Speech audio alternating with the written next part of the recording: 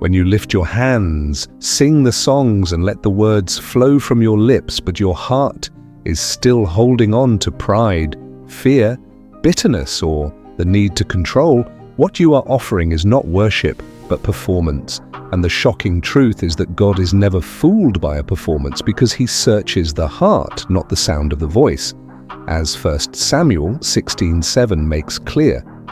And when you worship without surrender, you create the illusion of intimacy while secretly staying distant from the one you claim to honor, building a wall between you and his presence that no amount of music can break.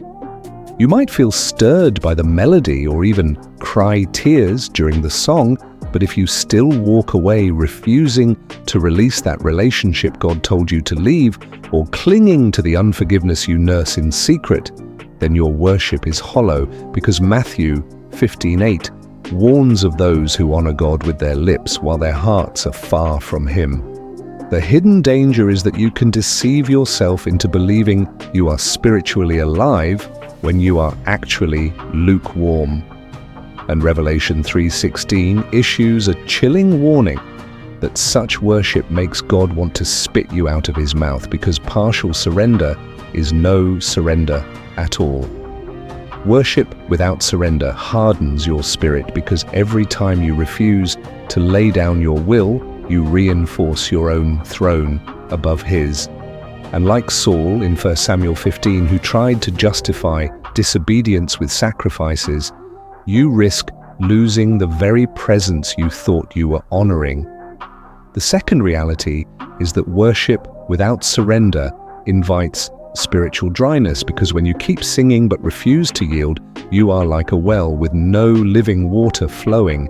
And Jesus in John 4:24 declared that true worshippers must worship in spirit and in truth, which means no masks, no hiding, no pretending, only a naked heart before him.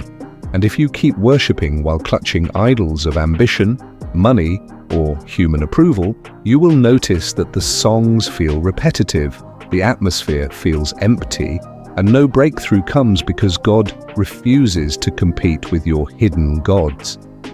Another shocking truth is that worship without surrender empowers the enemy, because Satan is not threatened by a believer who sings songs but never yields.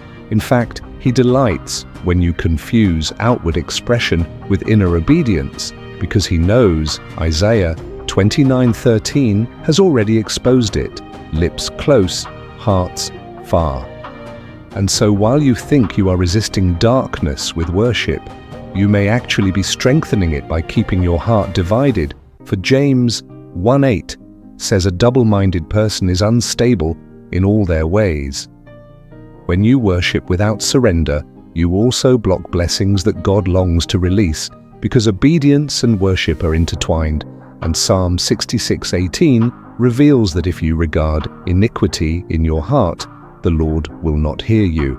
So while you cry out for breakthrough in finances, healing, or direction, you secretly hold on to sin or stubbornness that silences your prayers. And the hidden cost of this dissonance is unanswered petitions, lingering battles, and the frustration of wondering why God seems distant even while you sing. Worship without surrender creates a cycle of self-deception, because you start to equate emotion with transformation, goosebumps with glory. But Romans 12:1 reminds you that true worship is presenting your body as a living sacrifice, holy and acceptable, which means worship is not measured by how high you lift your voice, but how deeply you lay down your will. And until you surrender that habit, that hidden sin, that secret fear, you will remain stuck in a loop of counterfeit encounters that never produce lasting fruit. Yet there is also a holy warning tucked within this truth.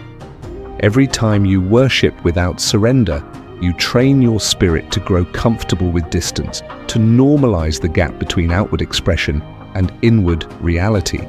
And this spiritual numbness is more dangerous than open rebellion, because you stop noticing how far your heart has drifted, just like Samson, who didn't know the Spirit had left him in Judges 16:20, and that is why unchecked, Worship without surrender leads to spiritual death dressed in religious clothing.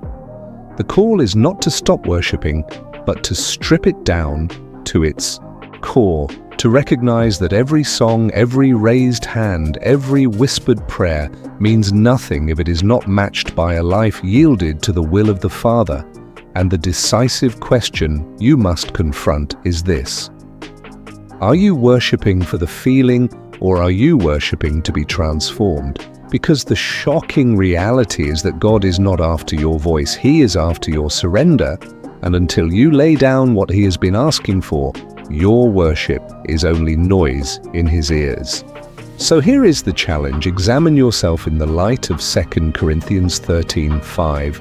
Ask what you are still clinging to, and dare to surrender it fully, because only then does worship become fire. Only then does heaven open. Only then does your song carry the weight of true authority. And if you refuse, then understand this one unshakable truth.